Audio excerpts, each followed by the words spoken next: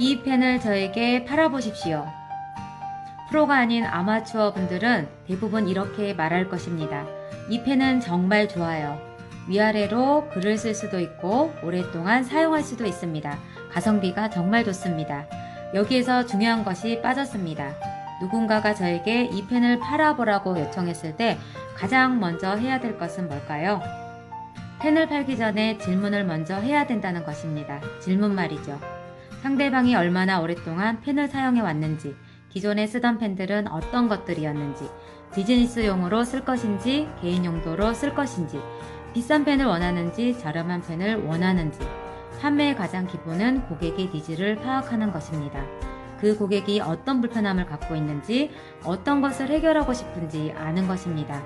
그리고 당신은 그 불편함을 가장 기본적인 수준에서 해결만 해주면 됩니다. 많은 영업인들이 고객을 만나면 고객에게는 전혀 관심을 갖지 않고 어떻게든 팔 생각만 합니다. 고객한테 물어보세요. 이 펜으로 정말 필요한 제품인지, 펜이 필요 없다고 하면 그냥 팔지 마세요. 그냥 그러시면 됩니다. 저는 제품을 필요로 하지 않는 사람에게 그 제품을 팔지 않습니다. 제 입장만 의리되기 때문이에요.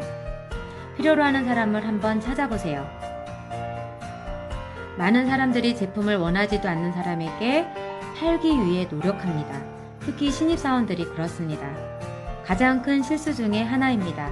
반대로 고객이 어떤 것이 관심이 있는지, 무엇에 관심이 있는지 읽으려고 노력을 한번 해보세요. 질문을 위한 질문이 아니라 목적이 있는 질문을 한번 해보시라는 겁니다. 과거에 어떤 펜을 사용했었는지, 현재 얼마나 받고 있는지, 펜을 얼마나 사고 싶어 하는지 이런 것들을 질문해 보세요. 이렇게 질문을 하면서 상대방이 어떻게 대답하는지에 따라서 저의 대답을 다르게 하는 겁니다. 고객님이 그러시다면 이 펜이 고객님에게 잘 맞을 것 같네요. 이 펜이 이런 특징을 갖고 있고 이 특징이 아까 고객님께서 말씀하신 그 부분을 해결해 줄 수 있을 것 같습니다. 이런 식으로 말이죠. 고객의 니즈를 먼저 파악하시고 그것에 맞춰서 설명해 보시라는 겁니다. 고객들의 불편함이 무엇인지, 내가 아니면 이 제품이 어떻게 해결해 줄 수 있는지 고민해 보시라는 겁니다. 전도 판매를 해봤지만 결코 쉬운 일은 아닌 것 같아요. 영화 울프 오브 월스트리트 다들 많이 보셨을 텐데요. 실제 주인공 조던 벨포트의 판매 조언이 여러분들에게 도움이 되셨길 바랍니다. 지금까지 정경자였습니다. 감사합니다. 구독, 좋아요.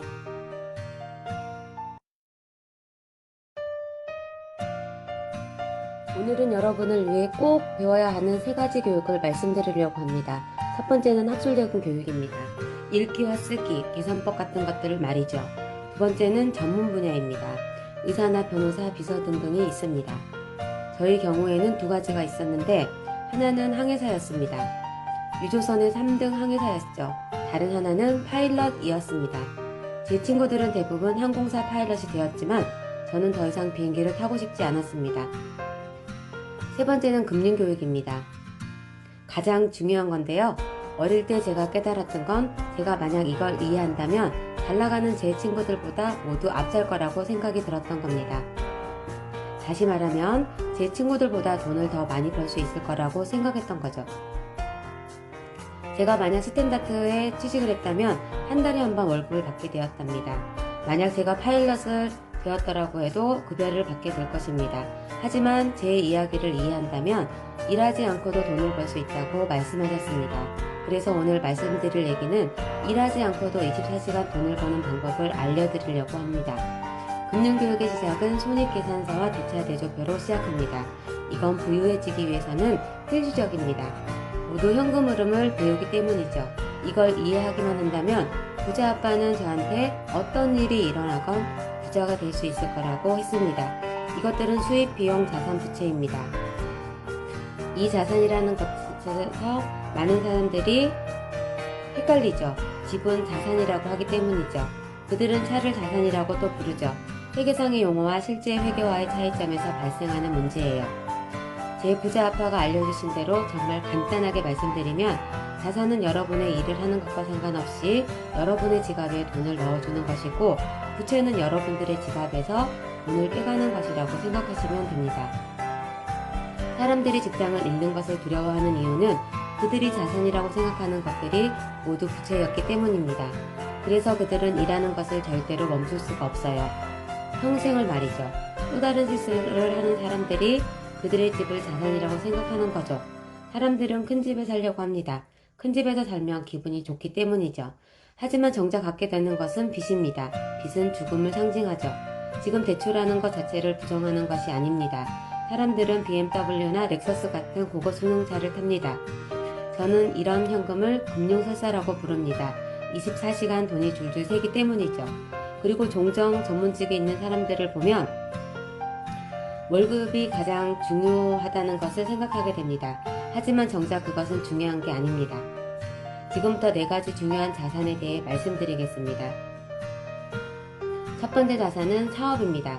마이크로소프트나 빌 게이츠나 애플, 스티브 잡스를 보시면 알 수 있는데요. 그게 바로 제가 말하는 기술입니다. 사업을 잘하기 위해서는 필사적으로 공부했던 이유입니다. 두 번째는 자산 부동산입니다. 와이프는 한 가지 임대사업을 시작했고 지금은 14가지 임대사업을 하고 있습니다. 세 번째 자산은 주식입니다.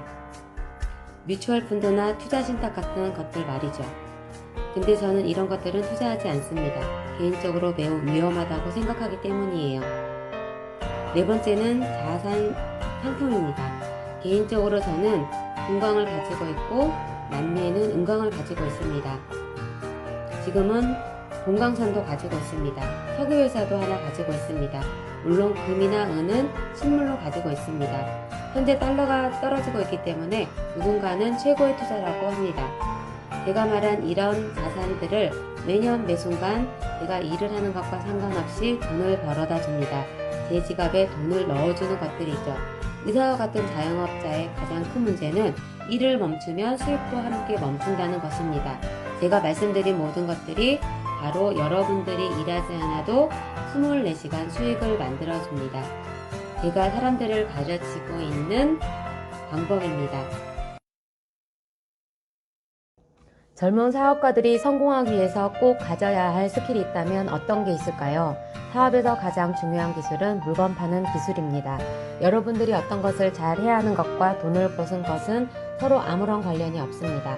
여러분들이 잘하는 무언가를 팔 줄 아는 것이 훨씬 더 중요합니다. 세계에서 가장 돈을 많이 버는 사람들은 그들이 잘하는 것의 최고가 아닙니다. 그들이 잘하는 것은 파는 것의 최고인 사람들이죠. 만약 제가 팔아야 할 물건이 있다고 생각해 보세요. 왜 여러분은 저의 제품을 사야 할까요? 만약 제가 은행에서 돈을 빌리려 한다면 왜 나에게 돈을 빌려줘야 하는지, 왜 빌려줘야 되는지 설득하면서 은행 직원에게 저의 가치를 팔아야만 할 것입니다. 만약 나의 제품을 유통해줄 유통사들이 있다면 나에게 좀 더 좋은 조건으로 유통해줄 것을 설득시키기 위해서 나를 팔아야 할 것입니다. 만약 저에게 직원이 있다면 왜 그들과 성과를 내야 하는지, 왜 저를 따르고 저의 미션을 따라야 할지 설득하면서 저의 가치를 팔아야만 할 것입니다. 여러분들은 매일매일 무언가를 팔고 있습니다. 그게 바로 우리에게 가장 필요한 스킬입니다. 제가 많은 컨설팅을 하면서 대부분의 사업자들에게 왜 제가 당신의 물건을 사야 합니까? 라고 물어보면 그들은 좋은 물건이니까요 말합니다. 이렇게 말하는 것은 그들의 잘못이 아니에요. 그들이 한 번도 그것에 대해서 생각해 본 적이 없기 때문입니다. 초보 사업가들 뿐만 아니라 돈을 잘 버는 사업가들도 마찬가지입니다. 저는 그들에게 항상 이렇게 말해요. 당신이 가지고 있는 것을 말해보세요. 그들은 명확하게 말하지 못합니다. 그들은 팔지 못합니다. 그게 바로 문제입니다. 만약 여러분들이 하고 있는 것을 사람들에게 팔지 못한다면 어떻게 여러분들의 직원이 다른 사람에게 팔 수 있을까요? 불가능합니다. 여러분들은 여러분들의 회사의 첫 번째 판매사원이 되어야 합니다. 스티브 잡스는 애플의 첫 번째 판매사원입니다. 아이폰 설명회 기억하시나요? 아주 혁신적이었죠. 하지만 그건 단순한 제품 발표회가 아니었어요. 그것은 제품 판매를 위한 프레젠테이션이었습니다. 그는 처음으로 세계 시장에 아이폰을 팔았습니다. 판매는 최우선 순위의 스킬입니다. 그 외에도 사업에는 많은 것들이 필요합니다. 리더십, 협상력, 마케팅 등등 말이죠. 하지만 최우선 순위는 단연코 세일즈입니다. 제가 세일즈라는 단어를 말하면 여러분들의 머릿속에는 어떤 것들이 떠오르나요? 방문 판매, 중고차 딜러가 떠오르나요? 맞습니다. 사람들이 보통 그렇게 생각을 하죠. 어떻게든 물건을 팔아치우려는 말빨이 좋은 사람들, 그래서 사람들은 난 판매사원이 되기 싫어, 아무것도 팔고 싶지 않아요 라고 말합니다. 글쎄요, 판매는 수익과 같습니다. 사람들의 기업가가 되고 싶다고 말합니다. 하지만 동시에 그들은 아무것도 팔고 싶지 않다고 합니다. 그럼 어떻게 될까요? 파산하는 겁니다. 왜냐하면 그것은 나는 수입을 원하지 않는다와 동일한 말이기 때문이죠. 이건 저의 믿음일 뿐이에요. 여러분들이 저의 믿음을 살 필요는 없어요. 하지만 전 여러분들이 하고 있는 것들이 정말 괜찮은 것들이라고 생각하신다면 여러분들은 그것을 도덕적인 측면에서라도 팔아야 할 의무가 있다고 생각합니다. 그것은 사람들을 돕는 일이기 때문입니다. 만약에 여러분들이 건강을 위해서 하루에 8컵의 물을 마셔야 하고 또한 제가 물을 파는 사람이라면 저는 왜 여러분들이 하루에 8컵의 물을 마셔야 하는지에 대해서 여러분들에게 확신을 조합니다. 처음에는 아마 시간이 없다고 말할 수도 있고 화장실을 자주 가서 불편하다고 말할 수 있을 겁니다. 저는 이런 거절들을 뛰어넘고라도 여러분들을 설득할 겁니다. 수많은 이유에도 불구하고 여러분들은 하루에 물 8컵을 꼭 마셔야 하며 제가 가장 깨끗한 물을 제공해 줄 수 있다고 말할 것입니다. 여러분들이 아직 필요성을 못 느낄 수도 있지만 그 필요성이 느끼도록 교육하는 것이 제가 할 일입니다. 그리고 사람들은 결국 건강을 향상시킬 수 있었을 것입니다. 이처럼 여러분들은 세일즈를 통해서 누군가를 도와줄 수 있습니다. 세일즈는 더러운 단어가 아닙니다. 세일즈는 저에게 가장 귀중한 단어입니다. 이것은 아주 훌륭한 전문 기술이에요. 현재 여기 오신 여러분들이 제 강연에 만족하고 계실지는 모르겠지만 만약에 만족하고 계신다면 여러분들이 이런 내용을 들을 수 있는 이유는 누군가 여러분들에게 티켓을 팔았기 때문이고 그로 인해 저는 도움을 드릴 수 있는 것입니다. 여러분들은 세일즈에 대해 어떻게 생각을 하시나요? 누군가가 나에게 강제로 무언가를 하려고 한다면 정말 그렇게 거부감이 들 수가 없습니다. 구독자님들도 대부분 경험해 보셨을 거라고 생각하는데요. 마스크 품절 대란 때를 생각해 본다면 누군가 나에게 마스크를 구해줄 수 있다고 생각했을 때 거부감이 들까요? 그리고 또한 만약에 탈모로 고민이 아주 심한데 누군가 정말 효과적으로 탁월한 탈모약을 제안해 준다면 큰 거부감이 들까요? 저는 오히려 고마울 것 같아요. 거부감이 드는 사람보다 고마움이 느껴지는 사람이 될 수도 있을 것 같습니다. 지금까지 영상 시청해 주셔서 감사합니다. 정경자였습니다. 감사합니다. 구독, 좋아요.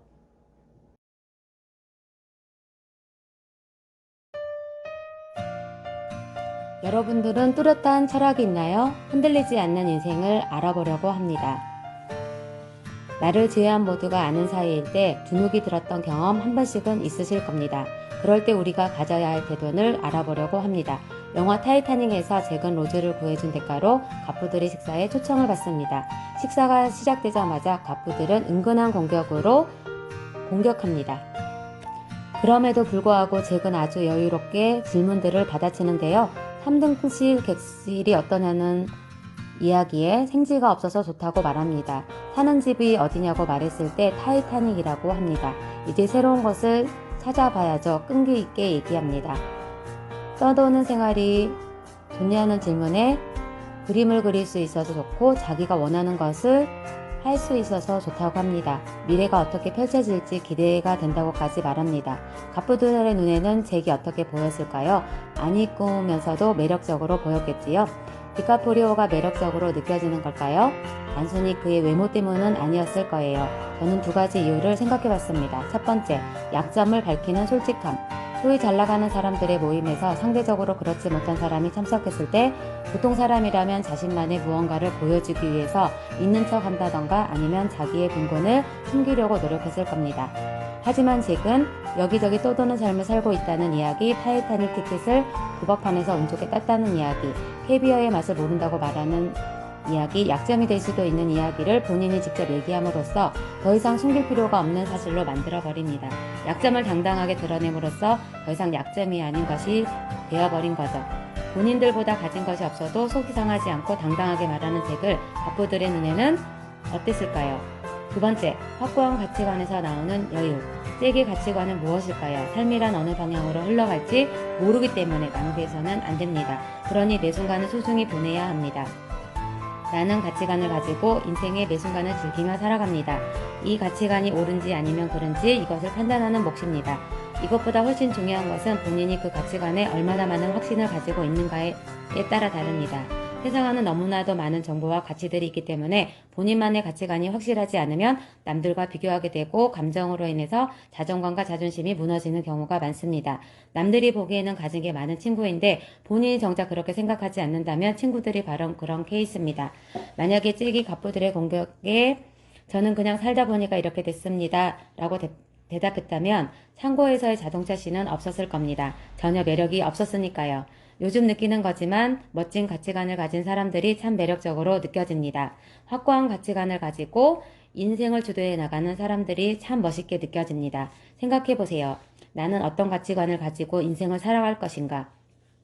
또 어떤 인생을 만들어 나가고 싶은지 말이죠. 생각대로 살지 않으면 사는 대로 생각한다는 말이 있습니다. 저는 이 마인드가 흐트러질 때마다 항상 되뇌이는 말이고 한데요. 멋진 가치관과 함께 멋진 인생을 만들어 가시길 응원합니다.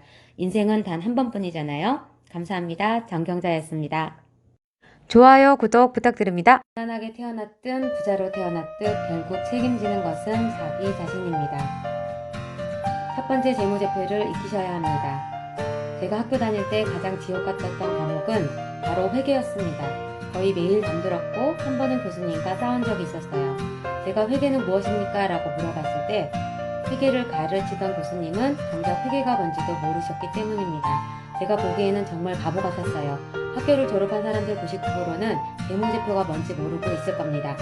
재무제표가 뭔지 알고 있다고 하더라도 저처럼 아주 지루한 교수님을 만났을 가능성이 큽니다. 회계는 개인에 있어서 가장 중요한 과목입니다. 은행원들을 보고자 하는 것은 여러분들의 성적이나 대학 졸업장이 아니라 여러분들의 재무제표입니다. 여러분들의 좋은 재무제표를 가지고 있다면 많은 돈이 여러분들에게 빌려줄 것입니다. 돈을 모아서 투자하는 게 빠를지 많은 돈을 벌어서 투자하는 게 빠를지 잘 생각해 보시길 바랍니다. 두 번째, 다른 종류의 수입이 있다는 것을 구분하셔야 됩니다. 이것은 현금 흐름의 사사분면인데요. 각자의 알파벳이 이제는 어떤 것을 의미하는지 아실 겁니다. 회사원, 자영업자, 사업가, 투자자입니다. 회사원들은 항상 말하죠. 그들은 돈을 위해서 일한다고 말이죠. 안정적인 직업과 연금 혜택을 바란다고 말합니다. 자영업자들은 수수료를 통해서 돈을 법니다. 고객들이 찾아올 때마다 본인의 시간을 직접 사용하며 돈을 법니다. 사업가들은 500명 이상의 직원들을 거느리면서 그들의 시간과 능력을 사용해서 돈을 벌고 투자자들은 이런 사업가들에게 투자를 하며 돈을 법니다. 왼쪽은 가난한 아빠와 같은 쪽이고 오른쪽은 부자와 아빠 같은 쪽이죠. 학교에서는 알려주지 않지만 이 둘의 차이는 매우 큽니다. 저는 선택을 했어야만 했습니다. 제 친구들처럼 파일럿으로 남느냐 아니면 사업가를 택하느냐. 하지만 전 사업가를 택했습니다. 제가 만약 다른 쪽을 선택했다면 알래스카를 항해하는 어부가 되었거나 소형 비행기를 운전사가 되었을 겁니다. 하지만 그 반대편에서는 항공사를 소유하거나 항공사를 투자했을 수도 있겠죠. 이 둘의 차이점은 마인드셋과 스킬의 차이입니다. 이들은 서로 넘나들 수 없어요. 서로 극하게 다른 차원의 정보가 필요합니다. 세 번째, 수입을 위해서 일하지 말고 자산을 위해서 일하셔야 합니다. 대부분의 신세대들은 높은 연봉을 받는 직장을 원합니다. 그들은 월세를 낼 수 있는 능력을 갖추길 원하고 큰 집과 좋은 차를 갖고 싶어 하죠. 하지만 그게 99%의 미국인들이 파산하는 이유이며 그들의 사고방식은 아주 잘못되어 있습니다. 수입 파트를 집중하지 말고 자산 파트에 집중하셔야 합니다. 저는 더 이상 수입 파트에 대하여 생각할 필요가 없습니다. 자산을 모으는 데 집중했기 때문이죠. 반면 대부분의 사람들은 돈 때문에 아주 바쁩니다. 매달 청구서를 내고 부채를 사기 바쁩니다. 제가 지금 경제적으로 자유를 갖고 있는 이유는 자산에 집중했기 때문입니다. 현금 흐름 말이죠. 지금부터라도 자산 파트에 집중해보세요. 돈을 잃기도 해보고 되찾기도 해봤지만 절대로 자산 영역을 벗어난 적은 없습니다. 전 지금도 이 영역을 향상시키고 있고 매일 이 파트에서 새로운 프로젝트를 준비합니다. 네 번째, 저축해야 한다면 계속 가난해질 것입니다. 세 종류의 돈이 있습니다. 금, 은, 그리고 화폐입니다. 나라마다 각자의 돈이 있어요. 달러, 유로, 위안, 엔. 하지만 이것들은 모두 가짜입니다. 가짜를 위해서 사람들은 일을 합니다. 마치 가짜가 음식을 먹는 것과 같아요. 음식을 먹기는 했는데 배가 부르지 않아요. 가짜니까요. 하지만 금이나 은 같은 것들은 실물입니다. 이제 실제로 존재하기 때문에 없어지지 않습니다. 이 금은 인류가 모두 멸망해도 존재하지만 가짜 돈은 모두 사라질 것입니다. 중앙은행이 돈을 미친듯이 찍어내는 이유는 은행을 보호하기 위해서입니다. 여러분들을 보호하기 위해서가 아니에요. 그렇기 때문에 돈을 저축하지 마시고 실물 자산을 구매하시길 바랍니다. 5번째, 실패를 두려워하지 마세요. 요즘 젊은 사람들은 많은 교육을 받고 자랍니다. 그리고 이미 모든 답을 알고 있습니다. 그렇기 때문에 위험을 감수하지 않아요. 이런 것들이 우리 같은 사람들을 미치게 만듭니다. 모두가 이렇게 말해요. 신세대들은 똑똑하다. 그들은 교육도 많이 받고 스마트폰도 있기 때문에 역사적으로 가장 교육을 잘 받은 사람이라고 말합니다. 하지만 그들은 학교서가 아닌 소셜미디어에서 지식을 배웠고 무언가를 시도하는 데 있어서 겁이 아주 많습니다. 위험을 이미 감지하고 있기 때문이죠. 그들은 답은 알고 있지만 아무것도 할 줄 모릅니다. 그들이 아무것도 할 수 없는 이유는 이미 실패가 어떤 감정을 전해줄지 알기 때문입니다. 하지만 이런 소극적인 행동들은 젊은 세대를 작은 통 속에 가둬버려요. 그럼에도 불구하고 어떤 행동을 해야만 정말로 위험한지 위험하지 않은지를 구분할 수 있는 능력이 생깁니다. 계속해서 안정적으로 행동한다면 바보가 되고 말 거예요. 위험을 감수하지 않는 행위, 이것은 똑똑해지는 것을 포기하는 것과 같습니다. 성공하고 싶다면 위험을 감수하셔야 합니다. 6번째, 세금은 당신을 부유하게 만들어줍니다. 회사원들은 40%의 세금을 냅니다. 100만원을 벌면 40만원을 세금으로 내죠. 자영업자들은 60%의 세금을 냅니다.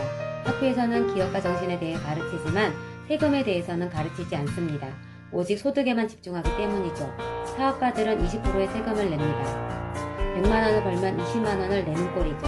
여러분들이 정말로 부자가 되고 싶다면 이 사이드에 집중하셔야 합니다. 전 항상 이쪽에 서 있을 거예요. 이건 꽤나 힘들지만 장기적으로 봤을 때 더 재미있을 것 같거든요. 오른쪽 서부면에 있는 사람들은 합법적으로 세금을 내지 않습니다. 어느 나라에서나 마찬가지예요. 맥도날드 CEO는 텍사스 대학의 MBA 프로그램을 교육했었는데 하루는 학생들에게 맥도날드가 어떤 사업을 하고 있는지 물어봤습니다. 그러자 모든 학생들은 무시하냐는 듯 소리쳤습니다. 당연히 햄버거를 팔고 있죠. 하지만 네이클록은 아니라고 했어요. 맥도날드가 하는 사업은 햄버거 사업이 아니라 부동산 사업이라고 했습니다. 맥도날드는 좋은 입지에 부동산을 구해서 그것을 빌려주는 대가로 돈을 받는 사업을 하고 있다고 말했죠. 여러분들만의 사업을 가지셔야 하며 제가 따르는 사업 공식은 맥도날드입니다. 저는 교육회사를 갖고 있으며 거기서 번 돈으로 수익형 부동산을 매입합니다. 저는 이렇게 합법적으로 세금을 내지 않아요. 마지막 7번째, 학교에선 돈에 대해 가르쳐주지 않습니다. 이 현금 흐름표를 보세요. 은행이 당신에게 보고 싶어하는 것은 바로 이것입니다. 여러분들의 현금 흐름이 얼마나 안정적이냐. 여러분들의 성적표나 학교 졸업장은 보고 싶어하지 않습니다. 많은 미국인 정치관들이 파산했습니다. 그 이유는 학교에서 제가 말하고 있는 것을 절대 가르쳐주지 않기 때문입니다. 그러나 학교에서는 저희 부자 아빠가 내게 알려줬던 것처럼 절대로 알려주지 않습니다. 그게 바로 정치 리더들이 파산하는 이유이고 그들은 가난한 이유입니다. 그들은 월급을 받고 정부가 그들을 보살펴 주길 기대합니다. 많은 사람들이 트럼프를 싫어합니다. 하지만 그럼에도 불구하고 트럼프가 세금을 전혀 내지 않는 것을 막을 수는 없습니다. 오히려 세금을 환급받기도 합니다. 학교에선 여러분이 이런 것을 가르치지 않는 이유는 여러분들이 좀 더 열심히 일하기를 바라기 때문입니다. 정부가 보살펴 주길 바라지 마세요. 여러분의 인생은 여러분이 만들어가야 합니다. 가난하게 태어났든 부자로 태어났든 결국 책임지는 사람은 당신입니다. 경제적으로 풍요로운 삶을 택할지 가난한 삶을 유지하는 것은 각자의 선택에 달려있다고 합니다. 저는 조금 고통스럽더라도 지금까지 했던 것들과 다른 것들을 시도하고 또 낯선 것들을 받아들이면서 풍요로운 삶을 향해서 나아가려고 합니다. 여러분들은 어떤 삶을 선택하시겠습니까? 지금까지 정정자였습니다. 감사합니다. 구독, 좋아요.